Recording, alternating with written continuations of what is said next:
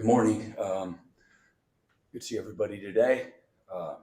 Getting an opportunity to look back at last weekend's game. Obviously, again disappointed in the result, but really thankful for the leadership on this team. Thankful for our guys. They fought their butts off. We played one of our more physical games on both sides of the ball. Thought our guys gave great effort, showed great pride, and we really gave ourselves a chance going on the road against a really good team, number two offensive team in college football, and number one in many categories as well on defense. And again, this is we played a really poor third quarter, but played an excellent first half. Really outplayed them there, and then even in the fourth quarter, we still continued to fight, give ourselves a chance. Move the ball. Neither offense really had much success in the fourth quarter, but we got 7 first downs. They got 0. We had 70 plus yards of offense, and they had 17 yards of offense. And in a game where it's a 12-point game, a lot of things can happen, and our guys continued to fight. We showed some improvement in some areas. So I want to recognize that, through the course of the year. That's the hope, that the improvement happens sooner rather than later. And some of that has been more incremental than you want, but it's certainly been there. And unlike our previous 2 games, where turnovers were a huge factor in those games, for the most part, we put one on the ground on a really good play by them.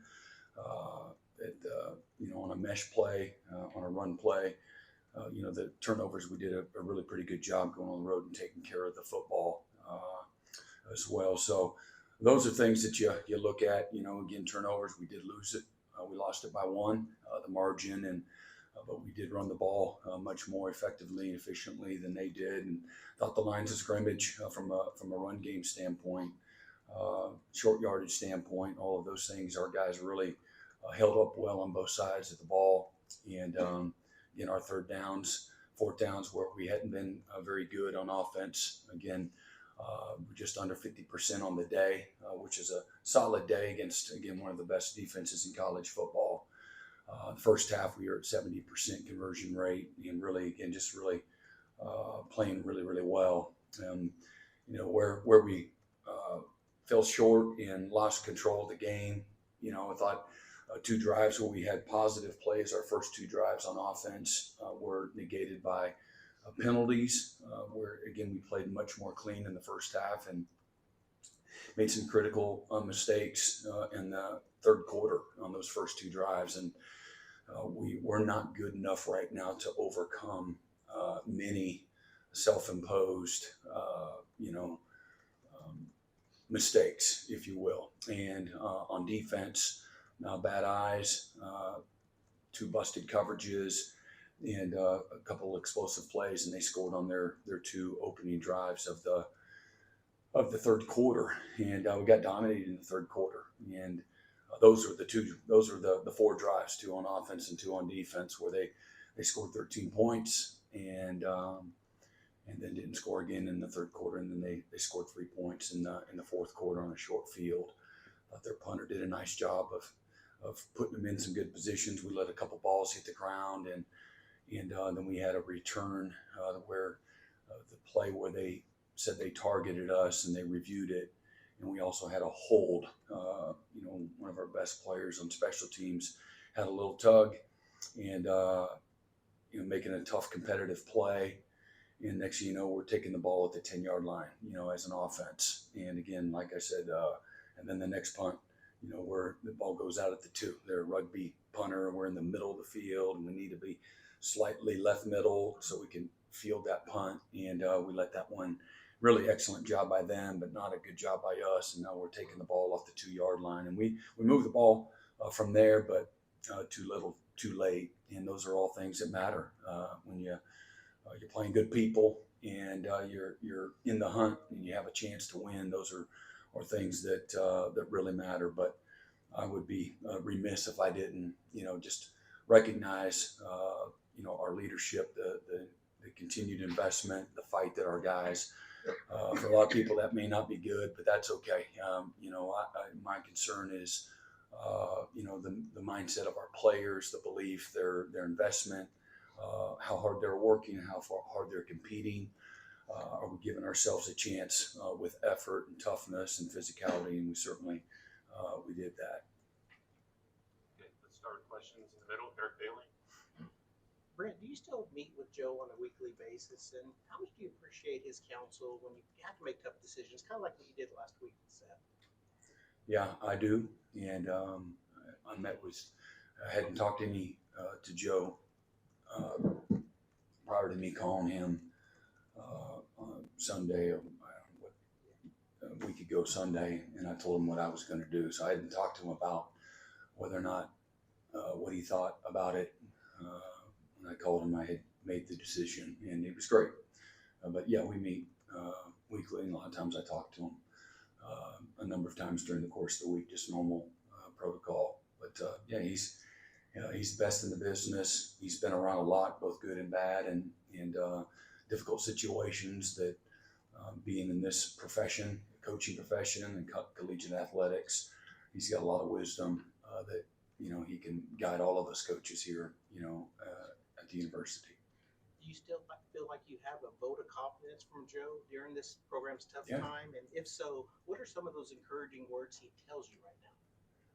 Well, I mean, I'm not going to give intimate conversations, but yeah, absolutely. He's got good perspective. He knows things, and where there's a great alignment from a perspective standpoint, what we're dealing with, and so that's the extent of conversations. He's kind of living and dying in the moment of the season, like a coach would, but being a great vessel of support. Thanks, Mm-hmm. Ryan Aber. Yeah, Brent, I wanted to ask you about the offensive line, specifically development. How do you feel like that's gone this year? Are you happy with the progress? When you look at some of the young guys, like Saturday, we saw a lot of Logan Howland and Keith Ozida. Yeah. How do you measure that group? Yeah, well, again, you got to have perspective. One of those is, we've gone back to back years where you lost players that could have chosen to come back. And so when you're losing guys early, it puts a little more pressure on the position. And I've been fortunate enough to be on a lot of teams where several years you lost, guys that were draft eligible early to the draft. Not an easy thing to continue to replicate the same, consistent level of performance. Sounds good, but it's hard. And so again, as I talked about some point in time here in the last week or so, we lost, I think, 3 guys in 21, 3 starters that could have come back going into the 22 year. Then we lost, I believe it was Anton and Wanye early. And then we lost Tyler and Andrew Rain, and then we lost Caden Green. Those are all guys that technically could be back again. And so then when you're doing that, and you again playing young guys out of high school, it's more difficult at that position than any other position for lots of reasons. And as a result, we had to take some portal guys, and so what comes with that, they're new too. So that's how you're in the position where you may be having to play some guys prior to them, being quote unquote, ready, if you will. So what are the things that they're not going to naturally be as good at as a young player? And you're talking about, a couple of freshmen in there that are getting baptized, and you're not going to be confident, and you're not going to be strong naturally. As strong as, again, a 4th or 5th year player, some of the guys that they're having to go against. But when you're not confident, you're not physical. When you're not confident, you're not getting off on the snap. And we did that several times where we just don't get off on the snap. One guy says the rest of the line gets off, on the clap, and we don't. And that's not pointing a finger and blame. It's just not thinking about what we can't be thinking about. Just like a defensive player looking at the wrong thing. You don't look at the right stuff, you're going to get punished. Period.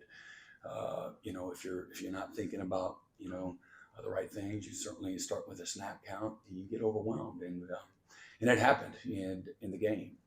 Or hey, where's my help coming from here? Center sliding away. I'm in a man protection scheme. I can't go the wrong way and turn the 3 technique loose. And when you play, again, nobody wants to hear, I'm going to say it anyway, because it's what the facts are. But when you're playing freshmen play like freshmen sometimes, and they don't have, experience and wisdom they can lean on. And so that happened a few times. But at the end of the day, I really felt like, and this is whether it's, while Jacob was still healthy and whatnot, through really, three quarters, we gave ourselves a chance on the offensive line. We had winning performance, and had 3 sacks, prior to the last 6 or 7 minutes of the game. And one of them shouldn't have been a sack. It's a mesh. It's a run play, and they counted the fumble as a sack. And then later in the game, on the double pass, we get a sack by Bauer Sharp. He pulls it down because the guy's covered. And I think we had 6 sacks in the last 11 snaps of the game. So like I said, none of it's any good. We got to be better. We got to, know the snap count, get off on the snap count. But overall, again, development piece. Again, we're in the infant stages of that. Heath Ozide has done some really good things, and he's got a tremendous ceiling in front of him. And we really believe Logan Howland can play this game a long time.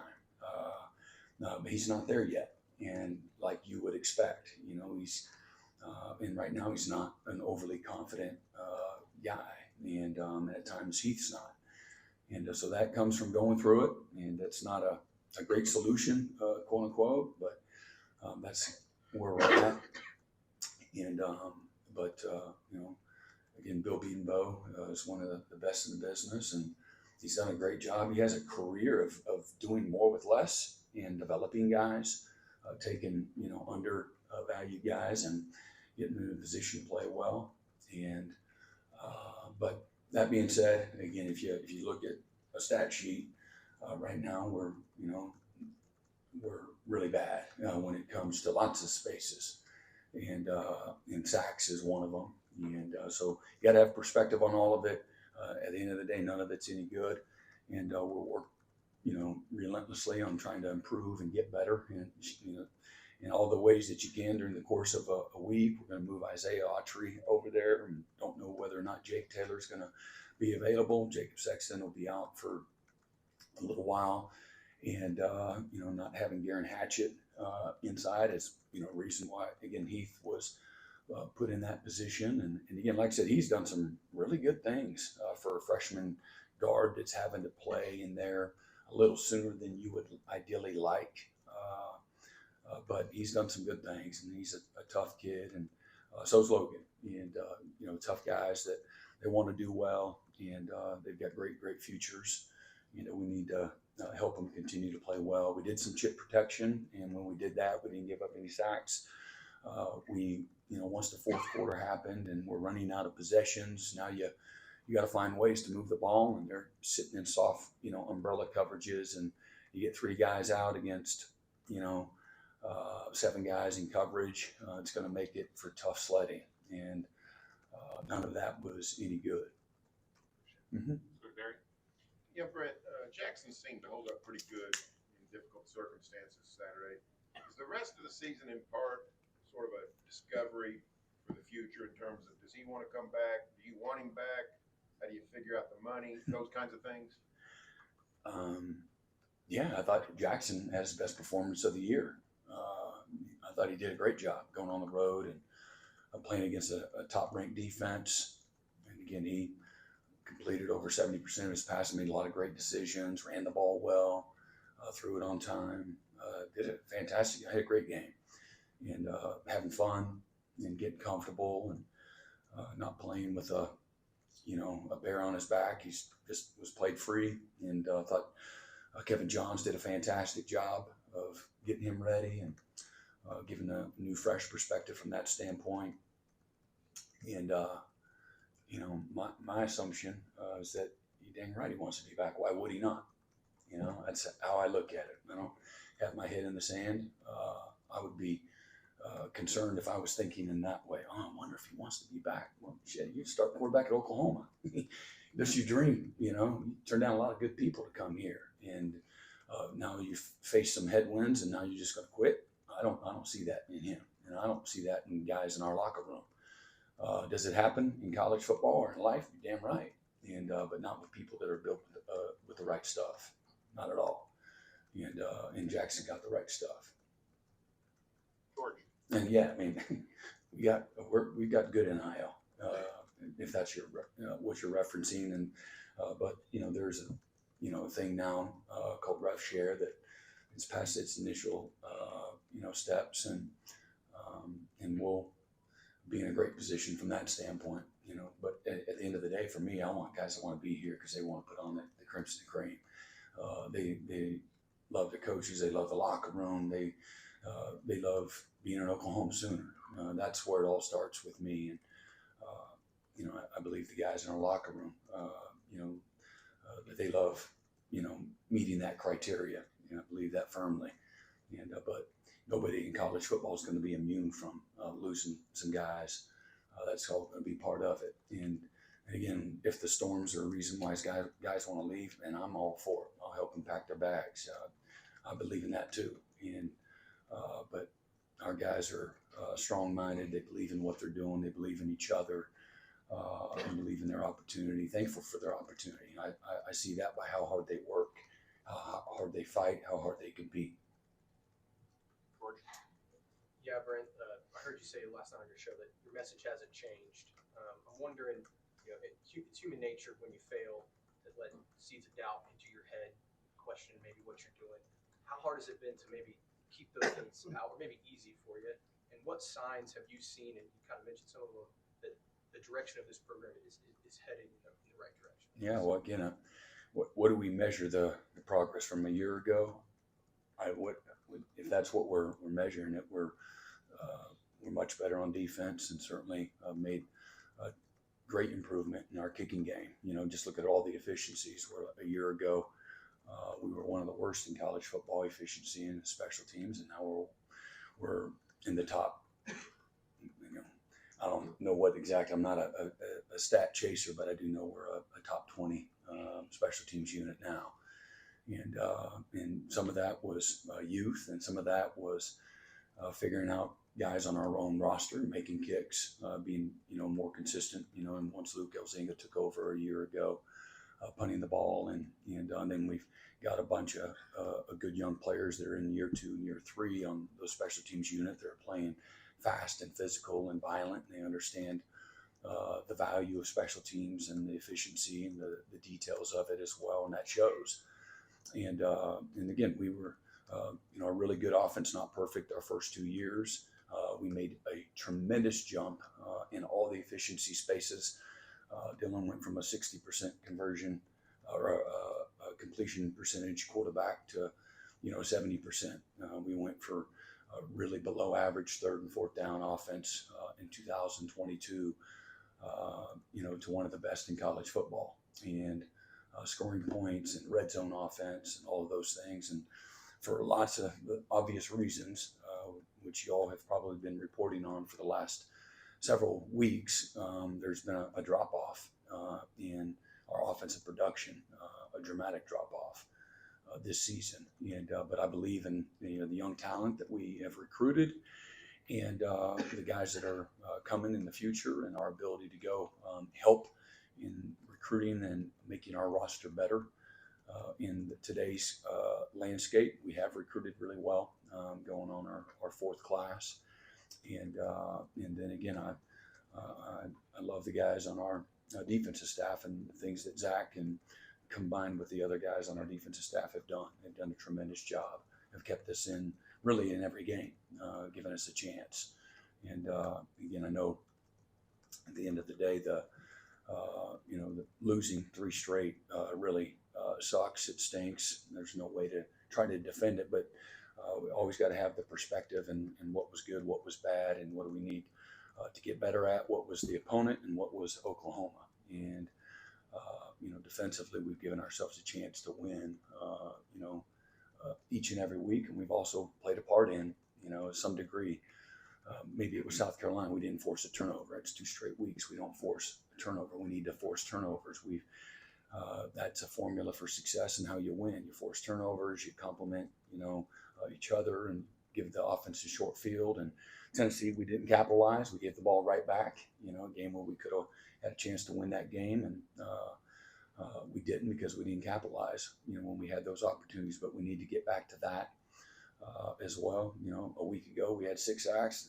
Against Ole Miss we only had 1, and that's disappointing. And we needed in a game that was within arm's reach all the way to to the end of the game. We needed to create some negative plays and like turnovers, maybe go score on defense. We were able to do it on the road at Auburn. We didn't do it, on the road at Ole Miss. And but I don't sit here and think about all those things that you said, but I know I see what I see every single day, and our guys believe in what we do, and there's a formula for success and winning that I've had a long time and have matured through the years, and believe in work and believe in improvement and development. It's a developmental game, and then I believe in finding ways to put your guys in position to be successful. And I wanted to give again a body of work that would show whether or not we is that youth, is that injuries, or do we need to do a better job of helping them? And had to make a tough decision 2 weeks ago to help us get better. And I believe it did. And but time will tell. Mm-hmm. Ryan Chapman.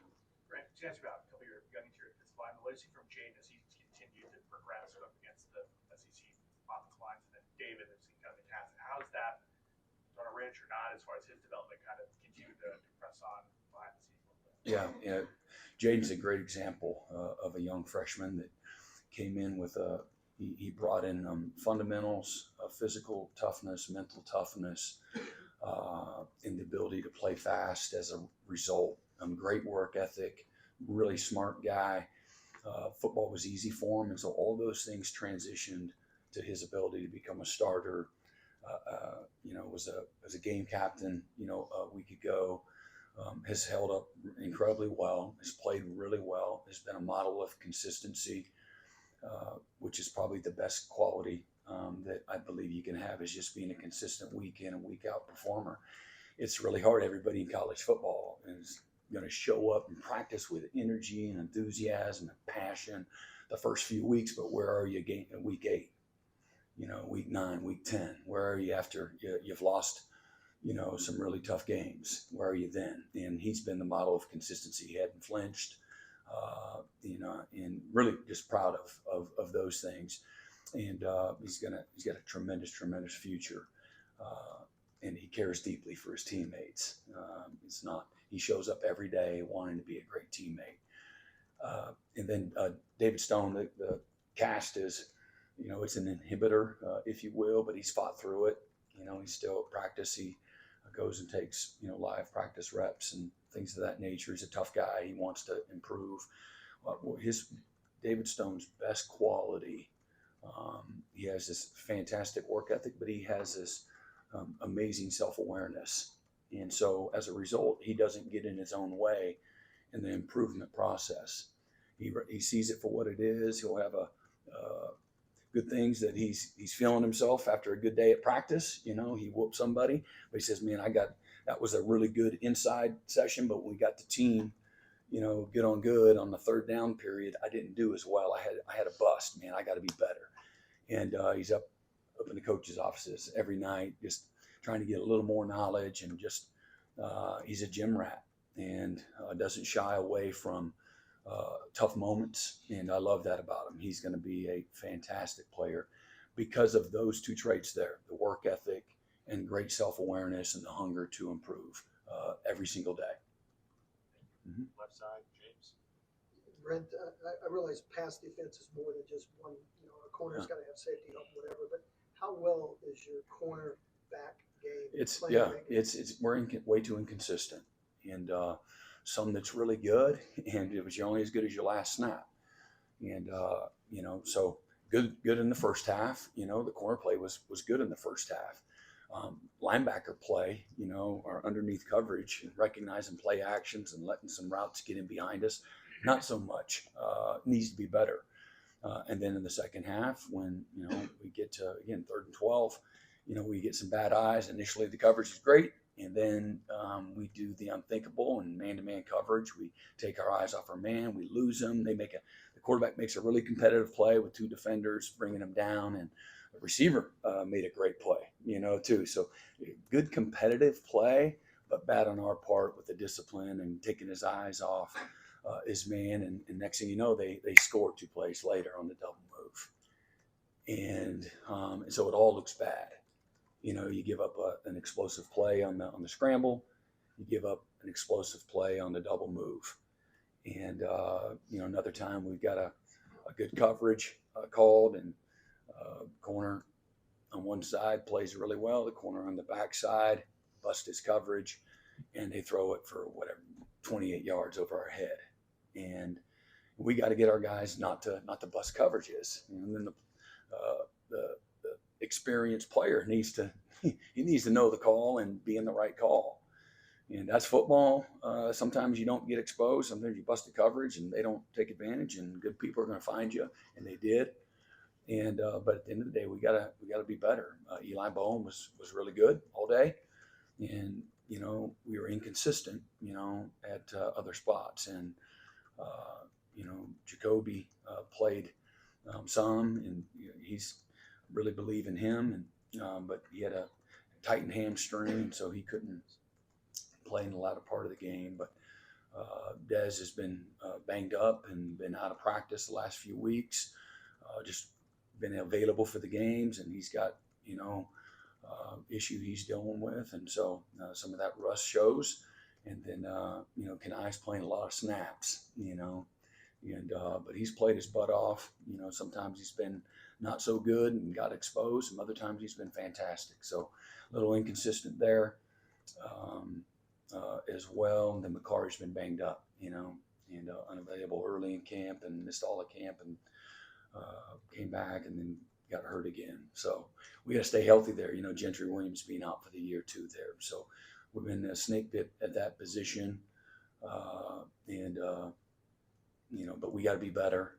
And again, and certainly in the plays that we got to be better with our eyes, or better with our fundamentals. And you can go back and say, "Well, that's coaching." No kidding. It is. It's all, at the end of the day, it's inconsistent. And so it starts with us, and but it's been some times that have been outstanding, and some other times explosive plays.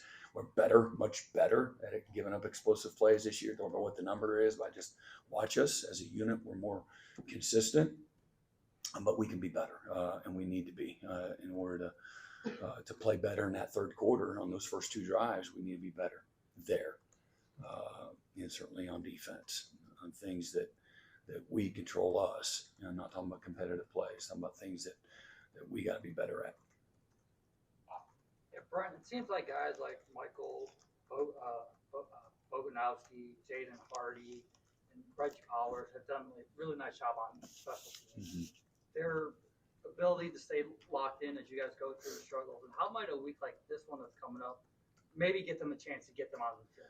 It's really, it's the whole season. What you don't see is they're getting a ton of reps in practice, and they've played in several games, and they've gone in and have done really well at times, and then some other times like, you look like freshmen. Man, I'm really excited about those guys. I mean, I think they are going to be phenomenal. And no coach speak. That's just what I've seen. And they've got great mindsets. They're tough guys, mentally. They're tough guys physically. They all they're contact guys. Boganowski, Powers, Hardy. They're fearless. Hardy wants to. He'll go play anything. And even though he trains at one position, he's every game he's like, always tapping you on that, man, I can go and do this, I can go and do that. And that's what he did in high school. And I wouldn't doubt it, I wouldn't put it past him, but we're trying to get him good at one thing. And so, but those are guys, they have range, they're physical, they got great natural instincts. All three of those guys. I mean, we crushed it with those guys. I'm incredibly proud of those guys. And again, being, a freshman coming in and learning the depth of what they need to learn week in and week out. And again, there's a game plan thing that you have to, some things you carry with you, and sometimes it's, hey, game plan specific, and they've done a really nice job. You always find windows to try to get them in the game, and sometimes it works for you and get them in, get them out. But the depth of what they're taking legit number 2 reps all season long, there's going to be a cumulative effect of that, and it's going to pay off, and it is paying off on their development. But really, and they're great leaders too for young guys. They're just mature beyond their years. And again, they're going to get in and they're going to do some really good stuff, and they're going to do some stuff that they'll learn from. And like I said, you learn the most, through some failure and not having great results. But what I love about it, they have a mental toughness too, to come right in the film room on Monday and take the corrections the right way and improve and get better. Jesse? Brent, you mentioned. And yeah, this week is another week. It's and that's why I said what I said. This is just one more week for them. And I don't take anything for granted. Every single week, you guys are one play from having to be the starter and playing 70 snaps. So show up every day on Monday, Tuesday. Every day of the week is important. Every day. We don't have time to waste. Don't get bored with the routine. And that's an easy thing to do. Week 6, week 7, week 8. There's a structure and a routine that keeps you focused on the right things and not get distracted. But at the same time, it's easy. I think it's easier not to do the little things than it is to do the little things really well every single day. And that's why I say the message isn't going to change, because I can't change what it takes. And it does take that. It's not reinventing the wheel. It's getting great at the basics. And so for young guys and old guys, it's easy to allow the routine of the season, the structure of a Monday, Tuesday, Wednesday, Thursday, Friday practice to bore you. And then next thing you miss these amazing moments to grow and develop and not have a game rep mentality. Practice habits equal game reality. In every single game, guys are going to make mistakes. Every game. I've never been in a game where they haven't. And right now, our margin for error is really thin. And so mistakes that we make are, expounded tenfold. But these guys have, this week is every bit as important, but last week was the same message. And you're hopeful that, they'll get an opportunity early in the game to go in there and continue to gain, really valuable experience and also help us win. Brent, you mentioned on your coach's show last night about Isaiah Autry, maybe getting him elevated. I just wanted to ask you maybe about what you've seen from his development this season, and when you've got a young offensive lineman like that maybe hasn't played yet, what are maybe the challenges or expectations in terms of just getting him maybe ready for a bigger role? So his physical development since he's been here just been tremendous. He's put on 40 plus pounds, and strength addition that's come with that too. He's had a great fall. He's going against really good people. And again, what you see on game day shouldn't necessarily overwhelm you. It's not going to be dramatically different. They're going against an elite group of players on defense that know how to practice. They're going to show up and they're going to bloody your nose every day in practice if you're not ready to fight back. And so we've really developed a great environment for those young offensive linemen to train in every single day. And several times this year, he's been the Scout Offensive Lineman of the Week. And last week he was as well. He's really improved. Is he game ready? We're about to find out. And sometimes there's an easy transition, and other times it's all right. You got to get out there now. You got to take. We give them a card every day. I give them a dot to dot. What we do. On the card, it'll say, we use the language that the offense uses. If they call that play this, I want them to learn. I don't want them to learn what we call it on defense. Let's call it the inside zone, call it the counter, call it the sprint out, call it the dash, call it the switch verticals, whatever that is. that's how we talk on defense. But I want the scouts to learn what the offense calls it. And let's put it, I want it dot to dot, user friendly, nice and colored, every single card. I want you to use that verbiage. And we as a staff coach the offensive scouts, full-time coaches, but we have some assistants that, GAs and analysts and all these guys that also, take pride in they're the coach of the different positions. And but I want our guys to be confident, so when they do go down and they take some reps at inside, or they take some reps in team pass, or they got to get called up, quote unquote, to the varsity, that there's at least they don't have to overcome that. There's a natural progression for them, and so that piece shouldn't be as overwhelming. But in 1 week you might see a defense when you're game prepping that is really complicated. And they do a lot with their front. They do a lot with their pressure package. They do a lot on early downs and stemming, and all these late movement things that can be overwhelming for any offensive lineman. That's why we do it on defense, because it's hard on the offense. And if I've got a freshman first time starter at center, that I know we're going to play this week, we're going to try to make his life a living hell with what he sees. And that's what people are going to do, So that being said, he's really matured mentally, learned how to be a great practice player, how to strain and fight, be physical, gain confidence through going against good people every single day. And where we've recognized that performance, any opportunity, and I'm not going to, throw out, compliments to guys if it's not warranted.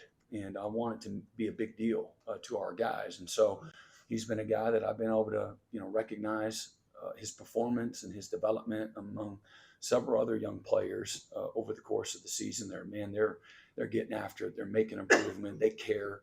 They're trying to make us better every day. And in turn, they get better as a byproduct of that. And he's done that. And obviously losing Sexton and losing Jake Taylor has promoted his opportunity, and where that all lands, we'll find out. My hope is that, hey man, we find ways. Let's find out what he can do. Let's all within the realm of trying to be in a good rhythm and trying to win first and foremost, whatever that looks like. But he's a top 4 guy right now. We can't just crap another tackle in the middle of the season. We don't get to go, into the whatever that's called in the NFL, where they get to go take a guy off the quote unquote practice squad, or the, that's in the free agent market or what have you, that you can pull off another team. So, but I really like the progresses he's made. I traveled him last week to reward him. He's going to Mississippi, back where he's from. And, but I also just want to recognize, man, you need to, we might need another, a backup receiver potentially if disaster happened. But you know what? That guy's not even taking practice reps. Man, you're just killing it. And I'm gonna. So we took him on last week's trip because of the improvement and because of the work and because of the the fight that he's shown every single day. He's really made the most of his opportunities, and he's a much more confident player now than he was, when we started the season. And that doesn't happen for everybody. I don't take that for granted. You would assume, but just because guys are coming to practice every day doesn't mean they have that game rep mentality. And my job is to find spots where we're not practicing with the right kind of passion and energy and the intensity, and then get guys better. And I go to the scout teams. I go to the the varsity guys. I'm down on the offensive field. I'm down on the defensive field. I'm involved in the special teams and trying to demand everybody's best. But that's the Gold Squad, which is the scout team on all of our special teams units. Everybody's effort and attitude, their ability to execute on the practice field is it's the difference between winning and losing. That's my mindset, and that's every coach that works for me. That's their mindset. And my job is to always you don't get what you expect, you get what you inspect. And I'm, always, again, very intentionally and relentlessly trying to do that every single day that I show up. And that's bottom line expectation of me. and that's how you get guys better. And Isaiah is a byproduct of all of that. Mm-hmm. Brent, when you take out the sacks, I think you guys had over 200 rushing yards against Ole Miss. When you consider just how good Ole Miss has been against the run, what can a game like that do for the confidence of this offense moving forward? And how can you kind of build off that going into this final one? It's only affirmation on what I said. If we get out of our own way, if we don't beat Oklahoma, if we do the things that winning requires, even though we have XYZ down with injuries, if we do that, and it's hard, it's always going to be hard. This year it's even more difficult because of the challenge of the people that we're playing. But if we do that, we can play with anybody. We can beat anybody that we play against. And again, that may not be popular for people to hear, and everybody wants to find negative and all of it. That's cool too. But I know what I know. I'm not wrong. And that's affirmation of that. Got to get better. And if we make a few more, if we can make some explosive plays in the passing game, that's going to open up even more opportunities in the run game. And if we stay on schedule, if we don't, have pre-snap penalties, if we give them good field position, if we don't, have the unthinkable, penalties that just, it's always hard to overcome. You get to 3rd and 20, it's really hard against anybody on air at practice. So, but yeah, it's affirmation that we're getting a little better. You can't, you suck and you can't coach and you're not getting better, and then you do that. Unless I guess maybe it just happened by accident on its own. Everybody fainted and we just ran, unabated. And so we all know better than that. And so you got to recognize, okay, we ask these guys to keep showing up and keep fighting and continue to work every single day, just improve a little bit. Everybody, I got to get better. You got to have self-awareness to get better. The coach can't think you got to get better and then you think you're doing just fine and then you're going to get better. It's not going to happen. And so you all have to have a level of humility and respect for what it takes to improve and get better. And then you have to have the accountability. You got to take the action and the accountability that goes along with it. And coach plays a big part of that, and the player does as well. And so again, as I said, man, I'm proud of our guys for the fight and the physical toughness that they showed. And our tight ends block better. We chip better. That was more noticeable. We put helmets under chin straps and we knocked people backwards, and the pile went in the right direction. Not always, but better. And but not good enough to win. And so there's more to be had. Right within that run game, you've talked about in the past couple of games about the consistent effort you're getting from Javonte. But in addition to that, how cool has it been to kind of see him find his voice in the locker room? Yeah. More of a vocal leader for this team? Yeah, we've really, DeMarco's done a really nice job. Javonte's taken ownership in that. He's naturally a really quiet guy. And we've worked really hard intentionally of promoting his improvement, promoting his competitive toughness that he has shown over the last several months, and then put him awkwardly several months ago in a position where, hey man, what do you got to say? And you do that over time, it has compound interest, and where he gets more and more comfortable in doing that, put him in front of the team, and he's taken a liking to it. And part of when you start to have success as a player, then you feel like, okay, I should have something to say now. I have a right to have something to say. If you're a guy that's been banged up, or maybe you're not performing at a winning level like you're capable of, you feel as a quote unquote leader, maybe you're supposed to be a leader, you don't feel as comfortable. And so some of that, again, improvement in the things that I said have lended, you see this real development as a voice in the locker room.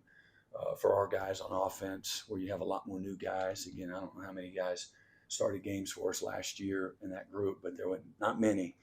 And so it's hard to have all these, great voices that are leaders. The coach can't be the only one, but he has to be the one, but he can't be the only one. And not if you're going to be, what we want them to be. It's usually because you've got not only great buy-in, which we do have that, and so that's a leadership skill too, is great buy-in and showing up every day, but a voice other than the coach is always, appropriate and helps the growth of everybody. But he's been fantastic. Really proud of the young man that he's becoming, really getting comfortable in his own skin on the field and off the field. Mm-hmm. Coach, it's 12:17. Do you have time for a couple more? Yeah, yeah. Okay. Dean, Coach, wondering about Kevin Johns. What did you see in him that led you to promote him? And then what have you seen since then? Yeah, well, I was excited about.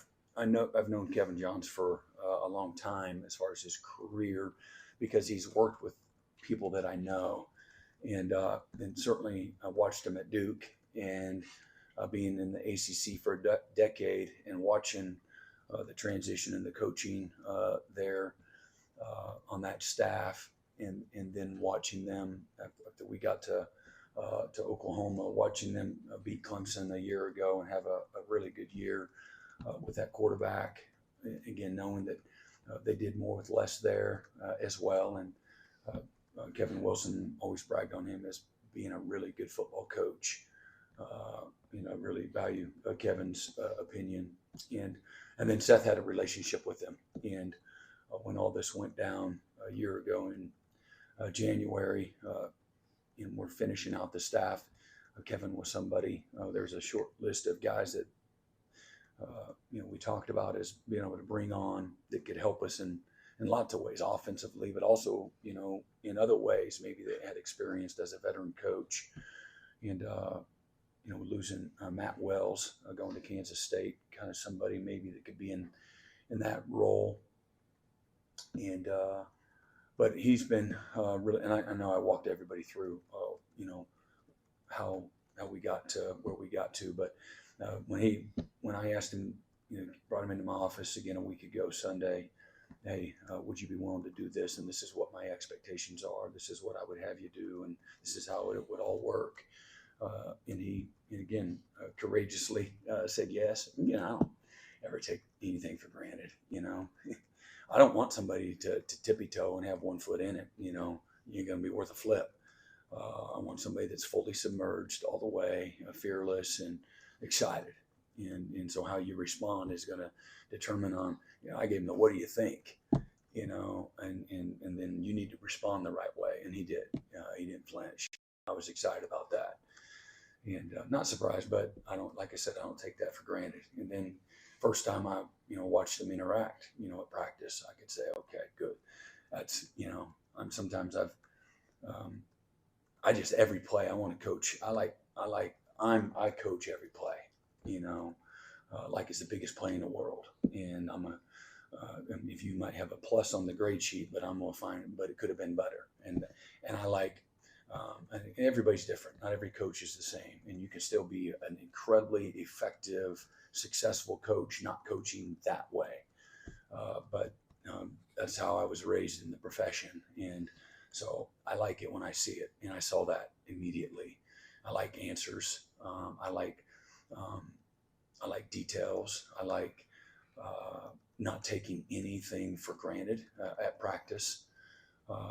And every opportunity is an opportunity to teach, grow, and learn and get better. And so I saw that piece and it might have been running from one hash to the other and coaching on the run. And I like that. And I'm listening and I'm watching, and I'm always doing that. And again, I'm not the kicking coach. So I don't try to be the expert kicker. He misses it to the right. I'm like, hey man, we got to kick that thing down the middle. Okay. Again, tongue in cheek, but I try not to major in the minors, and the minors are important, for somebody. And, but, as a young coach, I was given great autonomy, and all at the same time with a little bit of guidance and encouragement and correction. But, that's why I pay you, Brent Venables. That's what Bill Snyder, would say.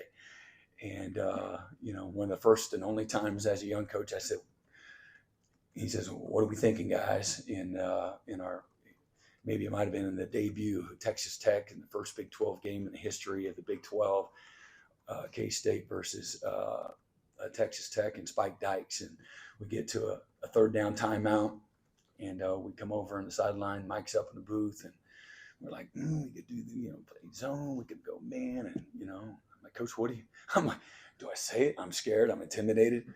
Coach, what do you think? He goes, Brent Venables, that's why I pay you. And we made some kind of, I don't know if it was right on that. We won the game. And but I really like ambitious, driven, prepared coaches. And I believe the best coaches, have foresight. And I've tried to challenge, I always try to challenge coaches. I've been in the defensive room as a coordinator. My job is to develop that staff and to clearly define standards and expectations and how we do what we do, and to put pressure on them constantly, and to again, don't ever settle. And but all the while, affirm them too. They need that too. It's hard enough. And you can't just beat people down and tell them what they suck at and what we're miserable and how we failed today. You can do that, but it can't be only that. And so, my challenge for everybody on the staff is you show up every day like you're the head coach of your position. You're the head coach of the team. The success or the failure of the whole program is riding on your shoulders, in your decisions. And what you do at Indy and how you handle third down period and all of those things. And if you're doing it right, it should be that way. And you don't want to let people down. And you don't want guys that are paralyzed either. You want people that are confident. And I took the coaches back a couple of months ago, early in the season. I'm like, man, game day ain't the time to where we're trying to figure stuff out. There are times where you got to make some adjustments on the fly. That happens subtly and sometimes in a big way on a lot of game days. But we went to Texas A&M on the road in 1996, and the very first third down play, Mike Stoops says, hey, what do you, and man, he couldn't spit it out. I freaking cut him off. I'm like, Cat Blitz Check Silver, man. I was so ready, to tell him what I'm signaling in, you're going to ask me? I'm ready. I'm confident and I'm ready. You need a little bit of help? Everybody needs a little help. I'm ready. Okay? I'm not going to flinch. And I don't care what the result is. I'm ready. I don't care what everyone thinks. I'm ready. I'm prepared. I've played this game, even as the lowly assistant, that you may never ask. My butt's ready. And everybody should show up to work like that.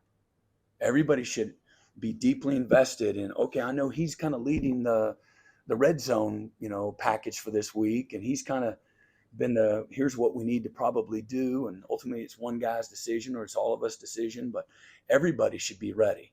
What if the other two coaches stroke out and they can't make the plays? Well, your ass needs to be ready. And why that shouldn't, with any other mindset is not the right mindset. And not everybody just grabs onto that naturally. But when you're trying to put pressure on people to show up with the right attitude every day, you put the pressure on the players that way, to know the third down. You should know it like the coordinator knows it. A good coach is going to teach his players in such a way as, this is what I'm thinking. And you start doing that on Monday. Don't wait till Wednesday. Don't wait till Thursday. He kind of likes this. No, he's going to love this, because that's what we get him good at during the course of the week.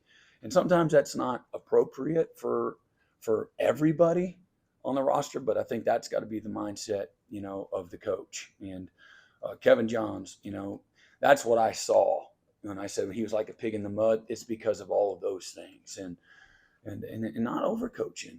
Sometimes again, we've all been guilty of overcoaching. As a parent, sometimes you overparent, trying to keep them out of harm's way. Well, the best thing you can do sometimes as a parent is, okay, Mr. Know-it-all, let's let him fail.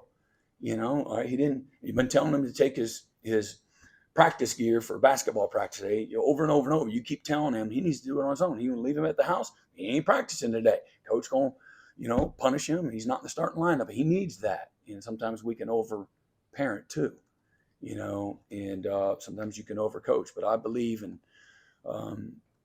not wasting a day, not wasting a practice rep, no matter what it is. And that's what I saw him do. And in a really natural, easy, organic way. And you would have expected it if he was the analyst every day, all season long, all spring and all summer, where he's working with him intimately, but he wasn't. And so that's what I thought. And I thought you saw, because of Kevin's ability to make it that easy from a transition that who the hell would think that would be easy? There's nothing easy about it. There ain't nothing easy about if the staff was the same, getting ready week in and week out. There's nothing easy about that either. There certainly isn't when you have a coaching change and then at that position, a guy that maybe the most important position on the whole team. It touches the ball and makes decisions and all those things. And so for me to, to undervalue what a fantastic job that he and the rest of the staff did, would not be appropriate. I'm not sitting here and we lost the damn game, so I've gone out of my way. You asked a question. I think it's appropriate to answer it, adequately. And, those are the things that, I can have a great appreciation for and the players benefit from. There are still a couple more if you're still. Yep, that's good. Okay. John, River.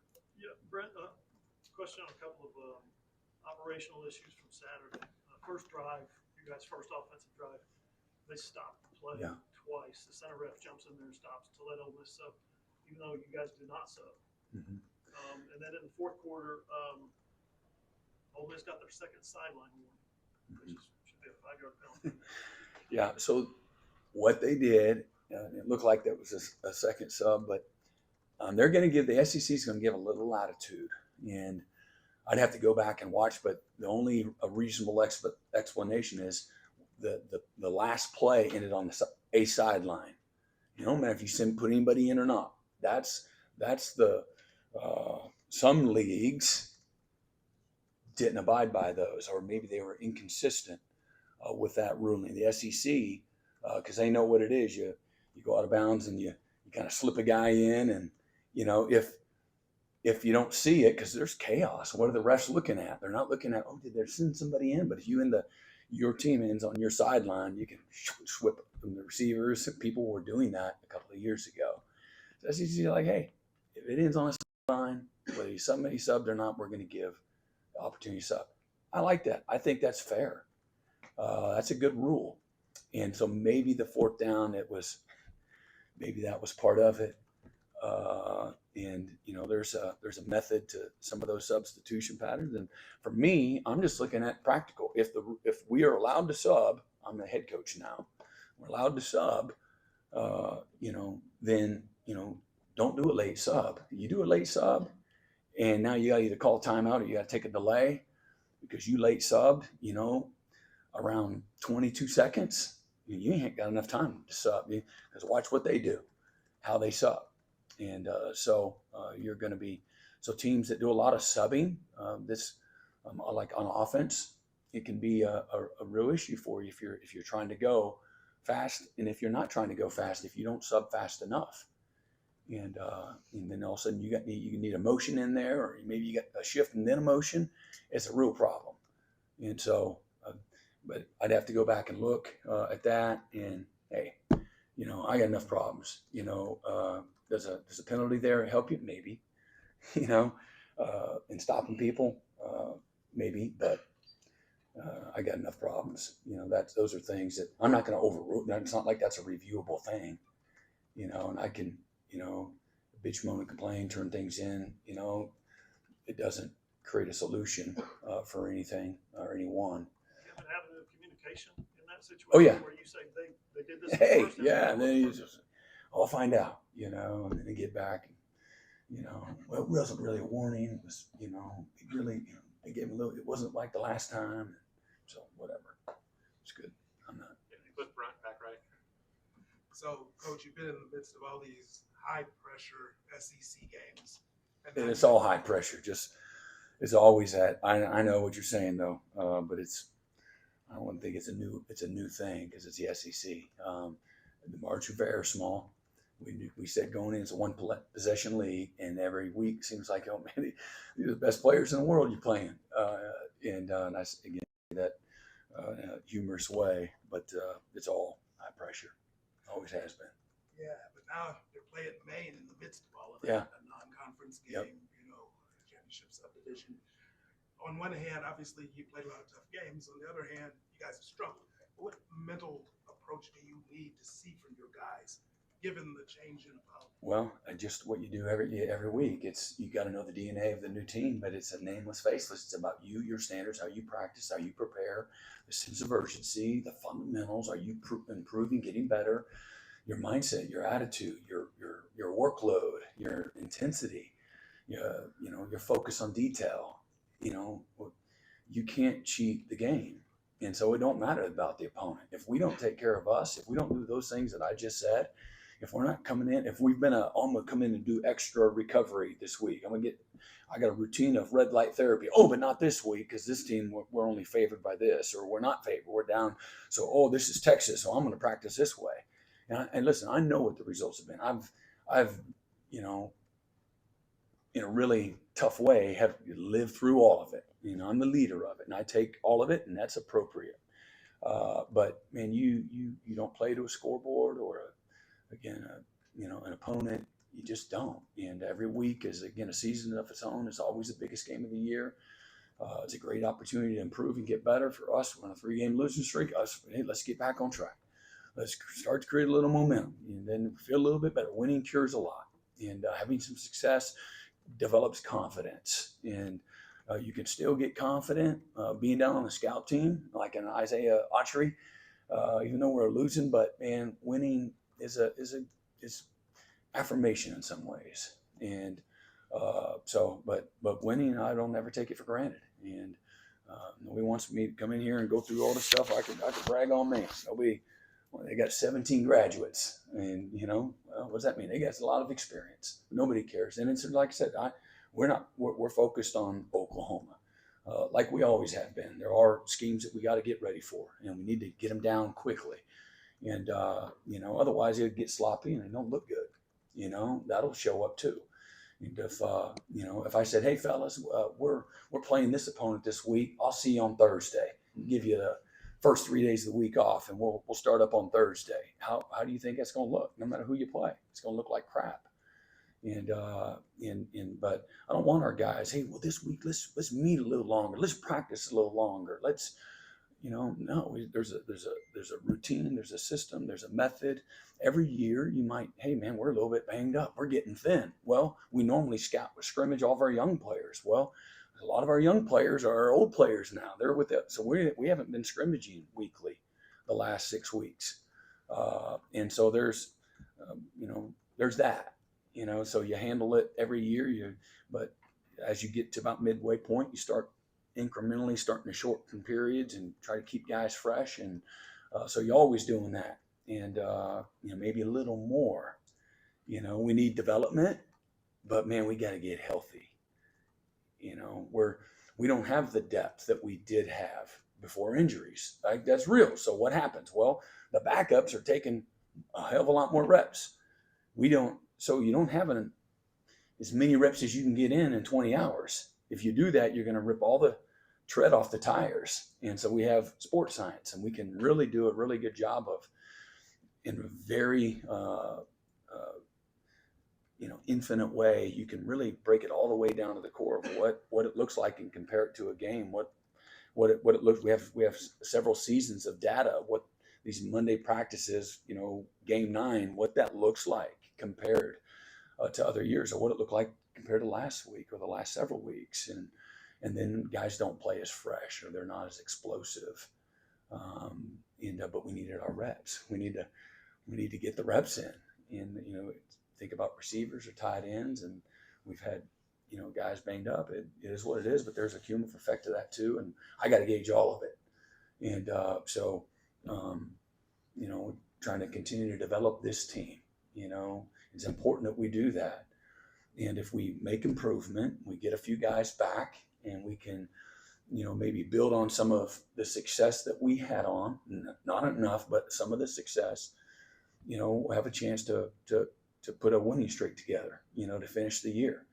And it's going to be tough. It's going to be a great challenge, but it's doable. That's our focus and our mindset. But it's on what's in front of us right now. And we'll have a great Tuesday practice. But we were 7% less this Monday as a football team in our output than we were a week ago Monday. And that's total mileage and all of those things. And again, that's going going into week 9. Hey man, let's slightly pull back and try to get some guys healthy. What happens a lot of times when you play a lot of youth, their bodies aren't built up from a physical stamina standpoint. They just don't.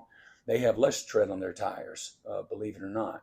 And as the season goes on, that mentally, physically, all of that starts to diminish to a certain degree. Jaden Jackson is an alpha, and he's certainly not immune from that, but less for him. Some other guys, it's just like, oh, we got to do it again, and that's what's really hard. And the good teams, man, they can do it week in and week out, and they just start dropping. You see those things, man, they got upset, another one less team that everybody's talking about. Because it's really hard to do it week in and week out. My job is to develop that routine, that mindset that we do things a certain way. And over the long haul, that will serve us well. And even in the middle of a 3-game losing streak, not that you're not always evaluating everything, you certainly are. But we're going to continue to have the same type of structure, make the appropriate adjustments like you would anytime going into your 9th week.